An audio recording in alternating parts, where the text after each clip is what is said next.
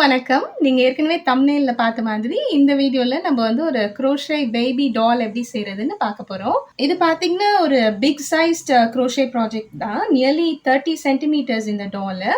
So அதுக்கேத்த மாதிரி time and யான் வந்து உங்களுக்கு ஜாஸ்தியா தான் தேவைப்படும். நான் இன்னைக்கு 8 ப்ளை யான் வச்சு பொம்மைய செய்ய போறேன். ஆனா உங்ககிட்ட 4 ப்ளை யான் தான் இருக்குன்னா, அதையும் யூஸ் பண்ணி செய்யலாம். என்ன பொம்மையோட சைஸ் கொஞ்சம் சின்னதா இருக்கும். அதே சைஸ் வேணும்னா 2 ஸ்ட்ராண்ட்ஸ் ஆஃப் 4 ப்ளை யான் யூஸ் பண்ணி போட்டிங்கன்னா கிட்டத்தட்ட அதே சைஸ் வந்துடும். 2.25 mm crochet hook யூஸ் பண்ணியிருக்கேன். இது போக தேவையான எல்லா மெட்டீரியல்ஸ்க்குரிய லிஸ்ட் வந்து கீழே டிஸ்கிரிப்ஷனில் கொடுத்துருக்கேன். மறக்காமல் செக் பண்ணிக்கோங்க. இந்த பொம்மையோட ஸ்பெஷல் ஃபீச்சர்ஸ்ன்னு பார்த்தீங்கன்னா நல்லா உட்கார வைக்கலாம். காலு கையெல்லாம் நல்லா மூவபிளாக இருக்குது. I really took my time to design this doll. காலெல்லாம் வந்து சும்மா ஸ்ட்ரெயிட்டாக போடாமல் கொஞ்சம் அந்த சபி லெக்ஸ் மாதிரி வரணும் அப்படின்ட்டு டிசைன் பண்ணியிருக்கேன். I hope you find it useful. பொம்மைக்கு தலையில் முடி இல்லையேன்னு கவலைப்பட வேண்டாம். இதை பேசிக் ஸ்ட்ரக்சரை க்ரோஷே பண்ணி முடிச்சுட்டு அதுக்கப்புறம் இது பாய் பேபியாக இருந்தால் ஹேர்லாம் எப்படி போடுறது, கேர்ள் பேபியாக இருந்தால் எப்படி ஹேர் போடுறது அப்படின்ற வீடியோ வந்து அடுத்து போடுறேன். அண்ட் ஆல்சோ நம்ம வந்து க்ளோத்ஸ் அண்ட் ஷூஸ்லாம் எப்படி டிசைன் பண்ணலாம் அப்படின்னும் வந்து வீடியோ போடுறேன். And also coming to the big announcement, I'm also getting a real baby. So அப்பப்போ வீடியோஸ் கொஞ்சம் வரலைன்னா இதான் ரீசன். நான் நேரம் கொஞ்சம் எக்ஸ்கியூஸ் பண்ணிக்கோங்க. இந்த வீடியோவில் நம்ம வந்து பொம்மையோட கால் எப்படி செய்கிறதுன்னு பார்க்கலாம். ஃபர்ஸ்ட்டு ஒரு செயின் 6 போட்டுக்கோங்க. அதுக்கப்புறம் ஹூக்லேருந்து 2வது ஸ்டிச்லேருந்து ஸ்டிச்சஸ் போட ஆரம்பிக்கலாம். ஃபர்ஸ்ட்டு ஒரு 4 சிங்கிள் க்ரோஷே போடுங்க.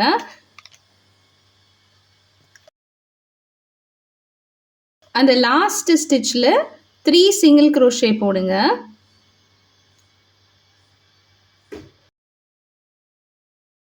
இப்போ ஒர்க்கை டர்ன் பண்ணிக்கோங்க. இந்த ஆப்போசிட் சைடில் ஒரு 3 சிங்கிள் க்ரோஷே போட்டுட்டு வாங்க.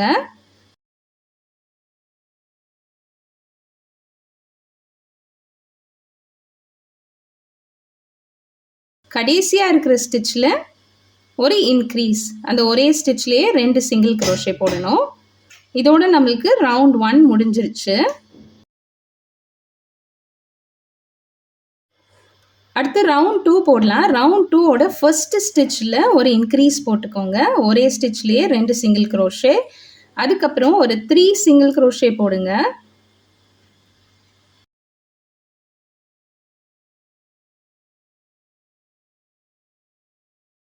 அதுக்கப்புறம் நம்ம முந்தின ரவுண்டில் 3 சிங்கிள் க்ரோஷே இன்க்ரீஸ் போட்ட இடத்துக்கு வந்துடுவோம். அங்கே இருக்கிற 3 ஸ்டிச்சில் ஒரு ஸ்டிச்லேயுமே ஒரு இன்க்ரீஸ், ஒரு ஸ்டிச்லேயுமே 2 சிங்கிள் க்ரோஷே போடுங்க.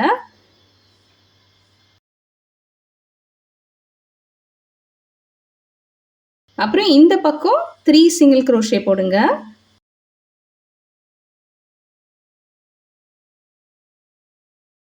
கடைசியாக இந்த ரவுண்டில் நம்மளுக்கு 2 ஸ்டிச்சஸ் இருக்கும். அந்த 2 ஸ்டிச்லேயுமே இன்க்ரீஸ் ஸ்டிச்சஸ் போடுங்க. 2 ஸ்டிச்லேயுமே 2 சிங்கிள் க்ரோஷே போடுங்க.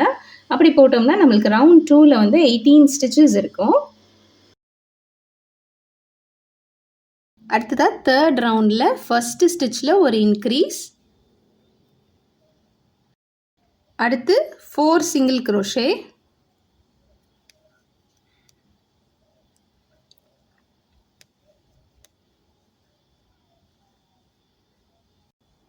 அடுத்ததாக ஒரு இன்க்ரீஸ், ஒரு சிங்கிள் க்ரோஷே, ஒரு இன்க்ரீஸ், ஒரு சிங்கிள் க்ரோஷே, ஒரு இன்க்ரீஸ், ஒரு சிங்கிள் க்ரோஷே. இதை வந்து 3 டைம்ஸ் இந்த இடத்துல போடுறோம்.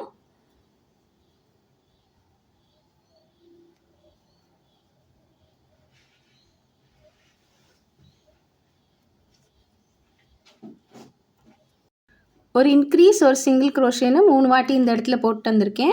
அடுத்து இருக்கிற 3 ஸ்டிச்சில் ஒன்றுலேயும் சிங்கிள் க்ரோஷே. ஸோ இங்கே வந்து ஒரு 3 சிங்கிள் க்ரோஷே போடுங்க. திரும்பி ஒரு இன்க்ரீஸ், ஒரு சிங்கிள் க்ரோஷே அப்படின்னு 2 டைம்ஸ் இந்த இடத்துல போடணும்.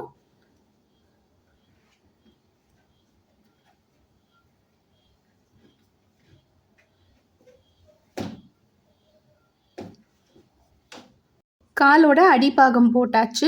இப்போ நம்மளுக்கு சுற்றி 24 ஸ்டிச்சஸ் இருக்குது. அடுத்த ரவுண்ட்லேருந்து நம்ம மேலே உள்ள இது போர்ஷன் போட போகிறோம். ஸோ பேக் லூப்ஸில் ஒர்க் பண்ணுங்கள். பேக் லூப்ஸில் மட்டும் சுற்றி சிங்கிள் க்ரோஷே போட்டு வாங்க. ஸோ இந்த ரவுண்ட்லேயும் நம்மளுக்கு 24 ஸ்டிச்சஸ் இருக்கும். ரவுண்ட் 4ல் இருக்கிற ஸ்டிச்சஸ் நம்ம பேக் லூப்ஸில் மட்டும் ஒர்க் பண்ணனால நம்மளுக்கு இந்த இடத்துல ஒரு எட்ஜ் கிடைக்கும். அடுத்து தான் ரவுண்ட் 5 and 6 வந்து எந்த இன்க்ரீஸும் கிடையாது, சுற்றி சிங்கிள் க்ரோஷே தான். 5 and 6 போடுறப்போ திரும்பி பழையபடி 2 லூப்ஸ்லையுமே ஹூக்கை இன்சர்ட் பண்ணி ஸ்டிச்சஸ் போட ஆரம்பிச்சிடலாம். ரவுண்ட் 4க்கு அப்புறம் ரவுண்ட் 5 and 6ல சுற்றி சிங்கிள் க்ரோஷே போட்டு வந்திருக்கேன். அடுத்து ரவுண்ட் 7ல டிக்ரீஸ் போட ஆரம்பிக்க போகிறோம். ஃபஸ்ட்டு வந்து ஒரு 9 சிங்கிள் க்ரோஷே இங்கே வரைக்கும் போட்டுட்டு வாங்க.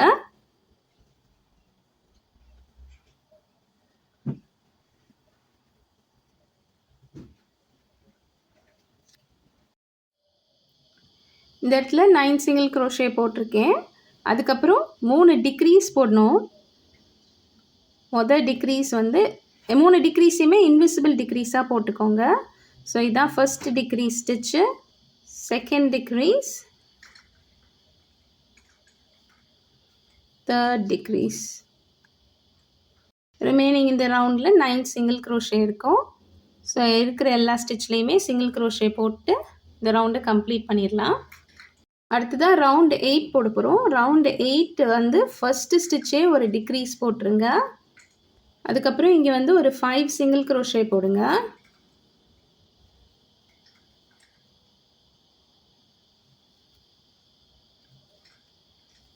அப்புறமா ஒரு டிக்ரீஸ், அப்புறம் இங்கே இருக்கிற 3 ஸ்டிச்சையும் சேர்த்து ஒரே ஸ்டிச்சாக போட போகிறோம். Single crochet 3 together. 3 ஸ்டிச்லேயும் ஹூக் இன்சர்ட் பண்ணி யானை புல் பண்ணி எடுத்துக்கோங்க. சேர்த்து ஒரு சிங்கிள் க்ரோஷே. அடுத்ததாக ஒரு டிக்ரீஸ், அப்புறம் இந்த இடத்துல ஒரு 5 சிங்கிள் க்ரோஷே.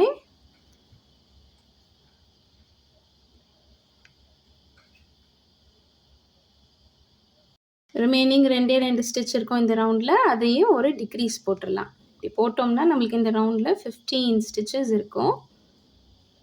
திரும்பி ரவுண்ட் 9 வந்து சுற்றி சிங்கிள் க்ரோஷே தான், எந்த இன்க்ரீஸோ டிக்ரீஸோ கிடையாது. So will be making 15 single crochet in round 9. பேபியோட ஃபீட்டை போட்டு முடிச்சிட்டோம். இனிமேல் கால் போட ஆரம்பிச்சிடலாம். ஃபஸ்ட்டு ஒரு 4 சிங்கிள் க்ரோஷே ஒரு இன்க்ரீஸ் அப்படின்னு 3 டைம்ஸ் ரிப்பீட் பண்ணணும்.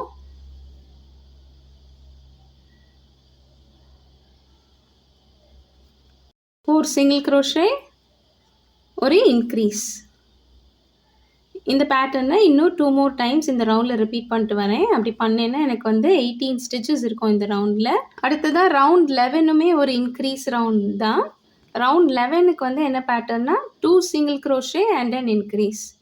So 1 single crochet, 2 single crochet, 2 single crochet stitches போட்டதுக்கப்புறம் 3ஆவதாக ஒரு இன்க்ரீஸ். இதை வந்து இந்த ரவுண்டில் 6 டைம்ஸ் ரிப்பீட் பண்ணணும்.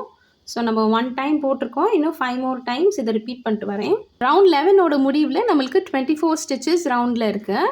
அடுத்து ரவுண்ட் 12, 13, 14, 15 4 ரவுண்ட்லேயுமே சுற்றி சிங்கிள் க்ரோஷே தான். சுற்றி 24 ஸ்டிச்சஸ் ஒரு ரவுண்ட்லேயும் போட்டுட்டு வந்துடலாம். இப்போ இந்த காலோட இந்த போர்ஷன் வரைக்கும் போட்டோம். அடுத்ததாக இந்த முட்டி வர இடம் போடணும். ஸோ ரவுண்ட் 16ல் வர ஸ்டிச்சஸை வந்து எப்படி ஒர்க் பண்ண போகிறோம்னா ஸ்டிச் போஸ்ட்டில் ஒர்க் பண்ண போகிறோம். இந்த இருக்க என்னோடய ஃபஸ்ட்டு ஸ்டிச்சு மேலே இருக்கிற எந்த லூப்ஸ்லேயுமே ஹூக்கை இன்சர்ட் பண்ணாமல் இந்த ஒரு ஸ்டிச்சோட பாடியில் வந்து நம்ம அடுத்த ரவுண்டை ஒர்க் பண்ண போகிறோம். ஸோ இந்த மாதிரி ஹூக்கை இன்சர்ட் பண்ணிக்கோங்க. பண்ணிவிட்டு சுற்றி சிங்கிள் க்ரோஷே போட்டுருங்க. இந்த ரவுண்டும் சுற்றி சிங்கிள் க்ரோஷே தான். ஸோ இந்த ரவுண்டோட முடிவில் நம்மளுக்கு 24 ஸ்டிச்சஸ் தான் இருக்கும். என்ன ஒரே ஒரு வித்தியாசம்னா நம்ம வந்து இந்த மாதிரி ஸ்டிச் போஸ்ட்டில் வந்து ஸ்டிச்சஸை ஒர்க் பண்ண போகிறோம். ரவுண்ட் 16 சுற்றி ஸ்டிச் போஸ்ட்டில் 24 ஸ்டிச்சஸ் போட்டு வந்தாச்சு. ரவுண்ட் 17 வந்து சுற்றி சிங்கிள் க்ரோஷே தான்.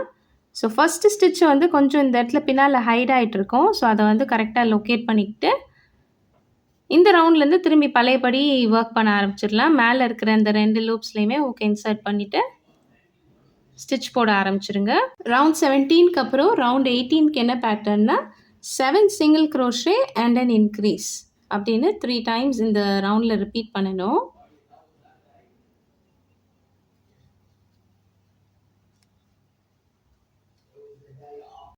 செவன் சிங்கிள் க்ரோஷே போட்டாச்சு. 8th சிங்கிள் க்ரோஷேயில் ஒரு 8th ஸ்டிச்சில் ஒரு இன்க்ரீஸ். ஸோ இதை இன்னும் 2 more டைம்ஸ் இந்த ரவுண்டில் ரிப்பீட் பண்ணுறேன். By the end of round 18 நம்மளுக்கு ரவுண்டில் வந்து 27 ஸ்டிச்சஸ் இருக்கும். ரவுண்ட் 19 அண்ட் ரவுண்ட் 20ல சுற்றி சிங்கிள் க்ரோஷே தான். ஸோ ஒரு ஒரு ரவுண்ட்லேயும் 27 ஸ்டிச்சஸ் இருக்கும். இப்போ நம்ம நீ போர்ஷனை போட்டு முடிச்சிட்டோம். ஸோ இந்த இடத்துல ஒரு டிக்ரீஸ் போட்டுக்கலாம். இந்த ரவுண்டில் வந்து 7 சிங்கிள் க்ரோஷே ஒரு டிக்ரீஸ் அப்படின்னு 3 டைம்ஸ் ரிப்பீட் பண்ணணும்.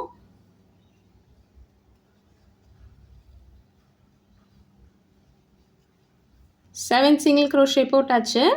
அடுத்ததாக இந்த இடத்துல ஒரு டிக்ரீஸ். இதையே நம்ம வந்து 3 டைம்ஸ் இந்த ரவுண்டில் ரிப்பீட் பண்ணோம்னா நம்மளுக்கு மறுபடியும் by the end of round 21 we'll have 24 stitches in this round. 22, 23, 24 இந்த 3 ரவுண்ட்லேயுமே சுற்றி single crochet, no increases or decreases. ஒரு ஒரு ரவுண்ட்லேயும் வந்து 24 ஸ்டிச்சஸ் இருக்கும் நம்மளுக்கு. 22, 23, 24 போட்டு முடிச்சதுக்கப்புறம் 25ல் வந்து திரும்பியும் ஒரு டிக்ரீஸ் ரவுண்டு. ஃபஸ்ட்டு ஒரு 6 சிங்கிள் க்ரோஷே போட்டுக்கோங்க.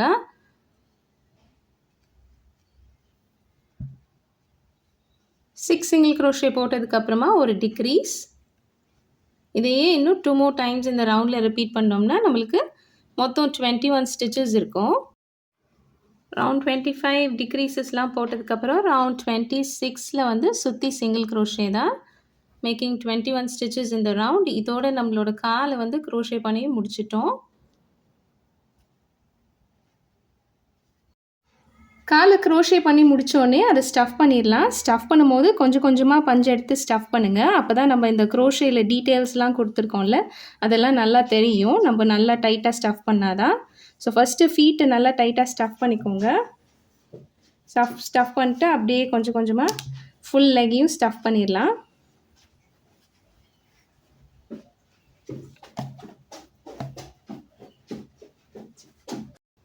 காலை ஃபுல்லாக ஸ்டஃப் பண்ணிவிட்டு மேலே இந்த போர்ஷன் மட்டும் கொஞ்சம் கேப் விட்டுருங்க. அப்போ தான் கால் வந்து உட்கார வைக்கும் போதெல்லாம் வந்து கரெக்டாக இருக்கும். 2 காலுக்குமே ஒரே க்ரோஷே பேட்டர்ன் தான். ஸோ சேம் பேட்டர்ன் யூஸ் பண்ணி 2 கால் க்ரோஷே பண்ணிவிட்டு அதை ஸ்டஃப் பண்ணிவிட்டு வாங்க. இதை எப்படி ப்ளேஸ் பண்ணுறோமோ அது மட்டும்தான் டிஃப்ரென்ஸ் வரும். இப்போ நீங்கள் வந்து இந்த கால் போடுறீங்கன்னா அதை வந்து இந்த மாதிரி திருப்பி வச்சு தைக்க போகிறோம். ஸோ அதை வந்து இந்த மாதிரி பிஞ்ச் பண்ணி வச்சு மேலே வந்து ஒரு ரோ சிங்கிள் க்ரோஷே ரெண்டையும் சேர்த்து ஜாயின் பண்ண போகிறோம். சிங்கிள் க்ரோஷே ஜாயின் போட போகிறோம். இல்லை நீங்கள் நேராகவே வைக்க போகிறீங்கன்னா ஸோ இப்படி பிஞ்ச் பண்ணி அதை வந்து நீங்கள் தைச்சிடணும்.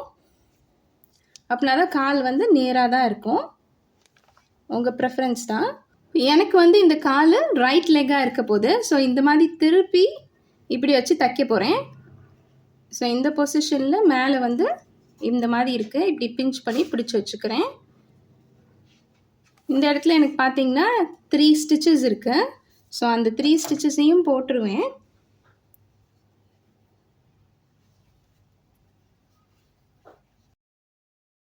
அதுக்கப்புறம் ஒர்க்கை டர்ன் பண்ணிக்கோங்க. இப்போ வந்து நம்ம சிங்கிள் க்ரோஷே ஸ்டிச்சை வச்சு இது ரெண்டையும் சேர்த்து ஜாயின் பண்ண போகிறோம். அதாவது இதை க்ளோஸ் பண்ண போகிறோம். இந்த பக்கம் இருக்கிற ஸ்டிச்சில் ஹூக்கை இன்சர்ட் பண்ணிக்கோங்க. அந்த பக்கம் இருக்கிற ஸ்டிச்சில் ஹூக்கை இன்சர்ட் பண்ணிக்கோங்க. இந்த பக்கம் இருக்கிற ஸ்டிச்சு, அந்த பக்கம் இருக்கிற ஸ்டிச்.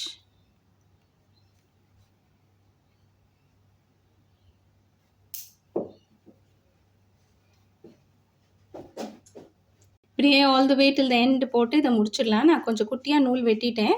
நூல் சேர்த்து இதை தச்சுக்கிறேன். ஸோ இந்த மாதிரி தான் மேலே தச்சு சிங்கிள் க்ரோஷே ஜாயின் போட்டு இதை க்ளோஸ் பண்ணி முடிச்சிட போகிறோம். இதோட பொம்மையோட கால் செஞ்சு முடிச்சிட்டோம். அடுத்த வீடியோவில் பொம்மையோட கை எப்படி செய்கிறதுன்னு பார்க்கலாம். மீண்டும் சந்திப்போம். நன்றி, வணக்கம்.